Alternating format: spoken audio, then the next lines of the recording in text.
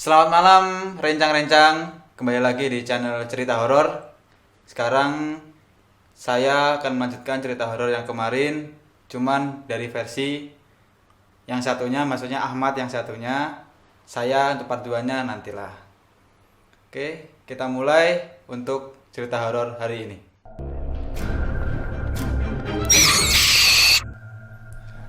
Oke, jadi pertama kali saya akan ceritakan dari horor versi di dekat rumah saya.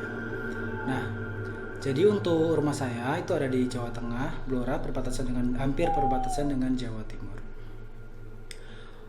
Dulu rumah saya saat saya masih dari kecil sampai SMP itu rumah saya di tepi hutan.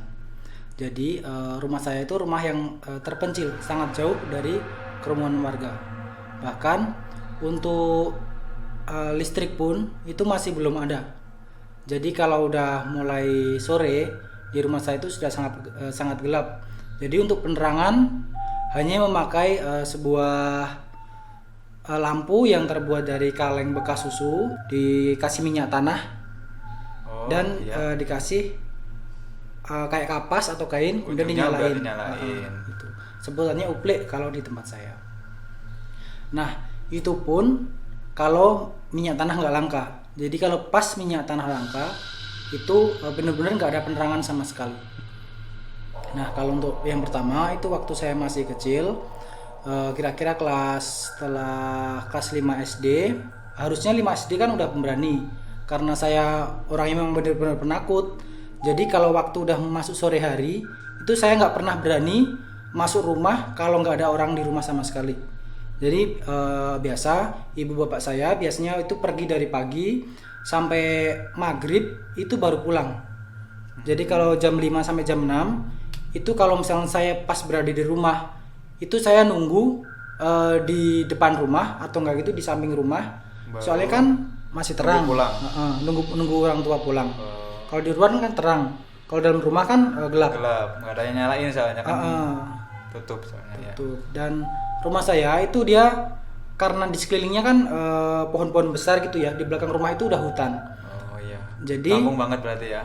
Di kampung dan di tepi hutan, sangat terpencil. Itu orang tuanya biasanya sore apa maksudnya kemana kalau setiap hari? Setiap hari itu pergi kerja.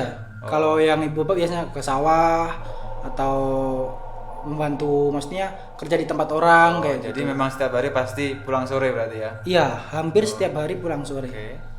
Ceritanya gini, saya posisi berada di rumah sendirian.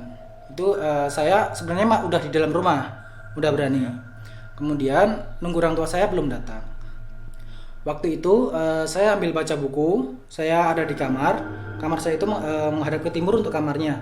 Pas jendela itu kalau jendelanya dibuka itu ada pohon asam besar. Oh, jadi rumah apa jendelanya kalau dibuka lurus pas ke pohon besar. Pohon besar, iya. Itu kesan seramnya jadi iya, lebih. Apalagi udah masuk sore itu di bawah pohon itu, karena kan pohonnya sangat rindang banget tuh, besar banget. Jadi kalau bahkan orang naik dari pohonnya itu nggak bisa. Naik harus karena pohon, nanti dia rantingnya sampai tanah. Hampir besar banget berarti. Besar banget. Jadi kalau orang naik itu lewat rantingnya ke atas. Oh, hampir kayak pohon beringin berarti. Hampir kayak pohon beringin, modelnya seperti itu. Udah pohon tua lah soalnya. Oh iya. Jadi waktu saya baca novel itu, nggak tahu kan kita lama-lama kan ngantuk. Jam-jam segitu saya ngantuk pas baca novel. Kemudian saya udah terasa ngantuk, tiba-tiba dengar kayak suara orang lewat. Karena kan jalannya itu kan kayak rumput-rumput, kemudian kayak daun-daun kering jatuh kan. Pasti kedengar. Di jalan itu kan ada. Kalau pasti orang langkah pasti kedengar. Nah gitu, ada jatuh gitu ya. Tiba-tiba saya dengar suara kayak srek.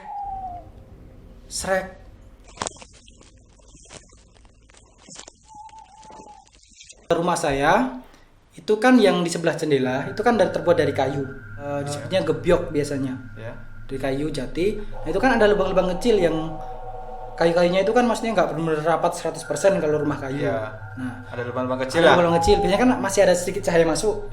Nah itu kan kalau ada orang lewat, lihat ada bayangannya biasanya kan. Nah dari situ saya ngerasa ada bayangannya, maksudnya bayangan orang dari luar, cahayanya kan hilang-hilang gitu. Nah saya tunggu, harusnya kan lewat jendela, maksudnya muter lewat jendela baru lewat pintu. Pintu depan. Nah, pintu depan, maksudnya Oh, iya. ngelewatin jendela kan. Loh, Pasti ya. kok nggak ada orang lewat? Oh, berarti Padahal- itu jalan satu-satunya kalau mau ke depan lewat situ. lewat yang Oh, jalan dari samping itu. Jadi pasti Mas tahu lah ada orang lewat atau siapa lewat pasti gitu. tahu. Saya tunggu sebentar, saya lihat loh, kok nggak ada orang. Kemudian saya nengok ke jendela kan. Ya. Saya nengok ke jendela, oh, masih nggak ada orang. Kemudian saya udahlah, saya kira maksudnya emang saya nggak tahu udah tertutup atau apa, agak kesana gitu kan. Kemudian saya kembali lagi ke tempat tidur, baca lagi, suara itu terdengar lagi. Kemudian saya tengok lagi, kok nggak ada. Nah itu kan udah mulai timbul rasa takut kan. Iya. Saya udah mulai takut. Kemudian akhirnya saya tutup jendela. Karena memang udah takut, saya tutup jendela. Saya cari lampu yang kecil itu tadi, mau saya nyalain. Nah pas itu gasnya habis.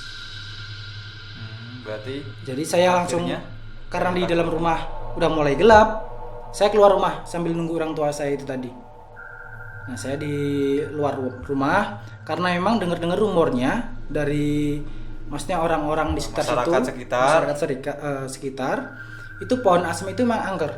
Jadi kadang orang lihat kayak ada cahaya misalkan di tempat di pohon itu, orang ada dengar suara-suara rame atau apa dari pohon itu. Oh iya sih, memang kalau untuk pohon besar, pohon tua kan memang kesan mistisnya lebih dalam gitu. Lebih Daripada dalam. pohon-pohon biasa kan pasti gak kelihatan kesannya angker, apalagi kan tadi yang Mas bilang akar sampai ke bawah kan. Nah, karena saya nggak berani ngelihat pohon itu kan di sebelah timur. Saya nunggunya di pintu depan rumah saya kan menghadapnya ke utara. Saya nunggunya di sebelah barat biar nggak nampak pohon asem itu. Oh iya. Nah, gitu. Saya nunggu agak depan, agak barat. Belakangin berarti ya? Iya, pohonnya. belakangin pohon itu. Nah, berhubung di rumah saya itu punya lesung. Oh iya. Nah, lesung buat numbu itu ya.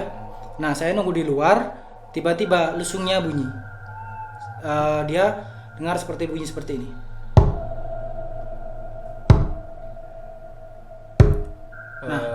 Jadi kayak ada orang yang masih Kayak ada orang yang numbu.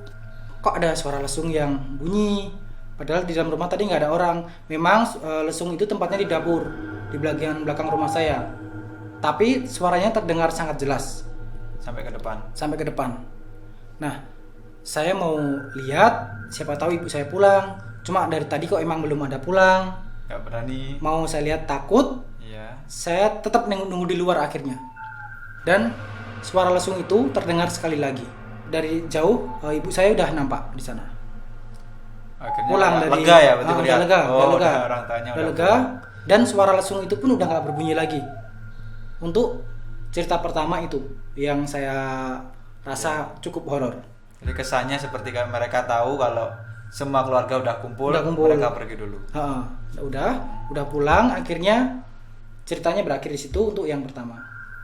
Kemudian setelah malam harinya itu kan bertiga, ibu, bapak saya sama saya itu lagi biasa di ruang tengah, itu lagi cerita-cerita. Kemudian setelah larut agak malam, sekitar jam 8 malam, itu biasanya saya udah mulai waktunya tidur. Cuma waktu itu ibu sama bapak saya nyuruh saya tidur sendiri dulu. Mereka masih ngobrol dulu gitu kan. Tidur sendiri maksudnya di kamar, Masuk kamar dulu. Oh iya. Saya masuk kamar, saya mau masuk kamar, saya kan buka tirainya kan, kalau kamar saya kan nggak ada pintunya ya, pakai tirai aja. Oh, masih belum ada pintu. Ah, pakai tirai dulu. saya buka tirai.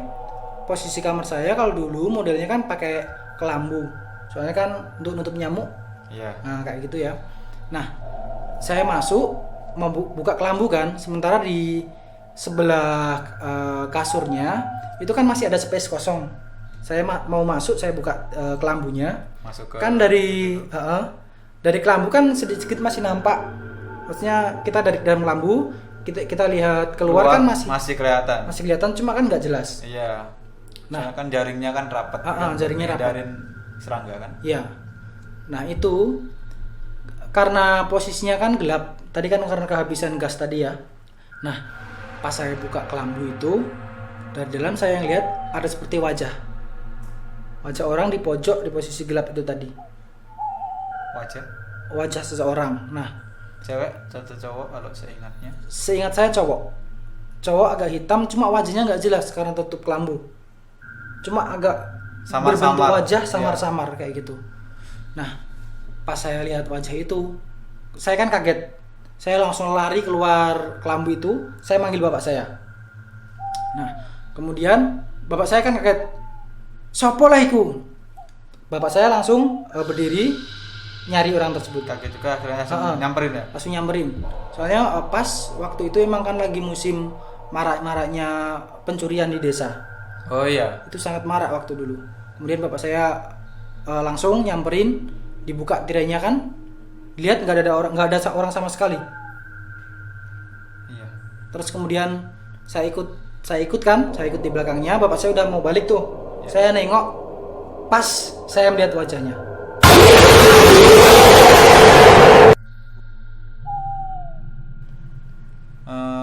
Sebelum itu ada nggak apa di sesi-sesi kalau pas Mas kumpul sama keluarga cerita Mas tuh punya kemampuan kah atau memang dari kecil udah dicari dipandang atau dilihat sama makhluk-makhluk astral itu atau bagaimana? Kalau cerita untuk gitu. cerita itu, kalau sebelumnya saya nggak pernah lihat sama sekali kecuali satu. Waktu saya masih kecil, itu emang keluarga saya lagi ngumpul, lagi Ya. makan ubi yang direbus. Ya. Nah, itu di ruang tengah itu tadi. Saya tidur di kamar sendirian. Sore-sore juga ditinggal sama ibu kan. Dikumpul di keluarga itu tadi, di ruang keluarga. Nah, saya tidur, itu katanya saya teriak.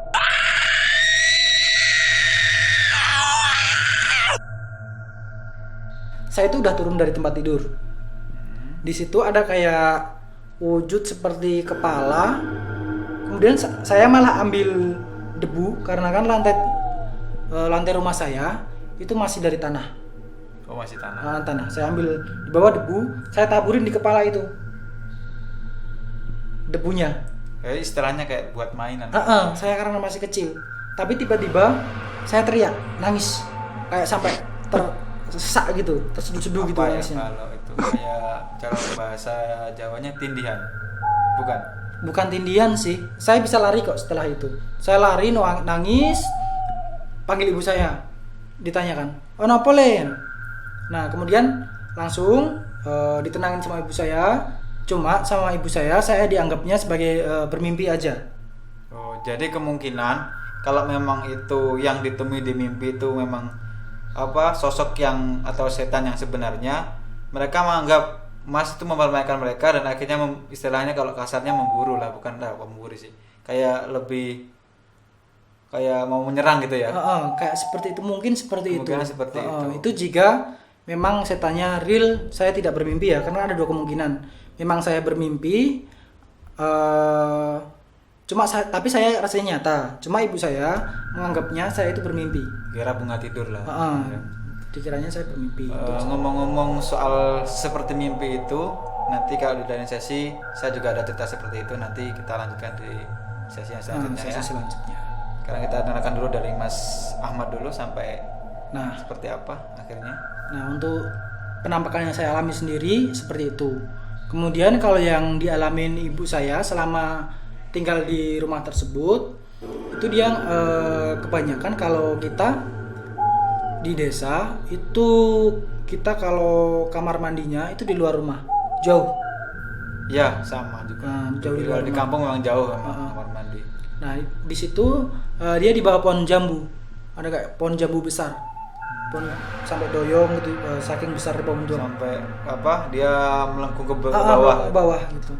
Nah, kalau untuk ibu saya itu cuma dia nggak pernah melihat sosok real, wujud hantu itu nggak pernah. Dia pas mandi itu dia ngelihat kayak cahaya jalan satu, Ya. kemudian ada satu lagi datang lagi, Cahaya saling cahaya bertemu. kayak cahaya lilin gitu. Cuman terbang ya. Terbang dia cahaya. Lihat cahaya itu. Kalau untuk ibu saya ngelihat cahaya itu cuma dia biasa aja karena ibu saya orangnya nggak penakut sama sekali. Oh, dibiarin gitu ya. Bahkan keluar malam sendirian itu berani ibu saya. Jadi dibiarin aja, diliatin, lama-lama menjauh sendiri hilang. Gitu. Nah, setelah kejadian itu besoknya ibu saya kan pergi ambil kayu bakar. Oh iya. ke hutan ya, di belakang rumah saya itu udah hutan. Nah ke hutan di situ. Carilah ranting-ranting buat bakar ya. Nah pas di hutannya itu dia ada pohon aren katanya, pohon aren lumayan besar. Itu tempatnya agak jauh dari jalan. Dia ada kayak apa? Kali Sungai kecil, ya, sungai kali kecil. kecil. Nah kan dipenuhi semak-semak. Cuma Iya. nah pas lewat di situ Coba lewat pinggirnya sungai itu. ada suara pesawat. Cuma dia biasanya kalau pesawat yang agak rendah kan Rendah kan? kencang suaranya Kencang kan. suaranya. Nah, tapi posisinya dilihat ke atas nggak ada pesawat. Kemudian dari arah kejauhan datang kayak sebuah celurit gitu ya. Maksudnya celuritnya terbang kan? Atau bagaimana? Dari kejauhan celurit terbang itu langsung menghantam semak-semak yang di dekat pohon aren tadi. Bunyinya sangat keras kayak ranting jatuh. Kayak memang kayak sengaja dilempar ya, biar nancep ke pohon itu ya. Iya, jadi kayak yang benar-benar kayak pohon ditebang langsung jatuh gitu suaranya. Nah, kejadian tersebut berulang cuma dengan mas saya. Saya punya mas, dia lain hari dia mendekati tempat itu juga, cari kayu bakar juga. Nah, beliau juga sama, mendengar suara pesawat, cuma nggak ada pesawat, kemudian persis seperti tadi, jatuh di tempat yang sama. Ada rumor kan saya di tempat itu sebelumnya. Kalau di tempat itu rumornya ini cerita yang dialami oleh adik dari ibu saya, bibi ya. Iya. Nah, dialami bibi saya. Nah, cerita yang dialami bibi saya itu waktu ngambil daun jati itu pas lagi musim ungker. Kalau musim ungker itu cari daun jati sangat sulit karena kebanyakan daunnya itu udah berlubang dimakan ulat. Ulat ya memang sih. Ada musim seperti itu kalau di kampung. Iya. Nah, waktu itu dia dari kejauhan ngelihat ada pohon yang nggak dimakan sama ulat sama sekali. Pohonnya masih bagus, daunnya itu bagus gitu. Cuma letaknya ada di seberang sungai itu tadi yang dekat pohon aren tadi. Nah, dia berjalan menuju sana. Setiap sampai di ujung sana, pohonnya itu nggak ada, daunnya nggak ada yang bagus. Nah, di Pohon seberang jati tadi? di seberangnya lagi itu pohonnya terlihat bagus. Jadi seperti berpindah tempat pohonnya. Jadi seperti kayak kita dimasukkan ke ilusi gitu ya. Iya, seperti ilusi gitu. Dia balik lagi ke situ, ke pohon itu. Nah, itu berulang-ulang terus. Yang dialami kayak seolah-olah pohon jatinya Pindah rusak semua. Kayak gitu. Cuman kembali atau di sampingnya bagus. Iya, kayak gitu. Waktu mau keluar dari hutan itu, karena kan udah capek ya. Iya. Maksudnya didatengin, nggak ada yang bagus, datengin lagi nggak ada. Nah, waktu dia udah mau keluar, tiba-tiba dia bingung. Maksudnya nggak bisa keluar dari jalan itu. Tiap dia mau keluar, dia muter baliknya di tempat itu lagi. Jadi kayak seperti kita disesatkan. Disesatkan. Nah, itu sampai sore. Untungnya ada tetangga saya yang lewat jalan situ. Kemudian diberitahu, diceritakan, ya. diajaklah keluar dari hutan tersebut. Nah, akhirnya bisa. Akhirnya berhasil keluar ya. Berhasil keluar dari situ. Beruntungnya itu benar-benar tetangga saya, bukan orang yang menjadi-jadi atau menjelma. Menjelma seperti itu. Akhirnya malah makin dalam tersesatnya. Seperti itu.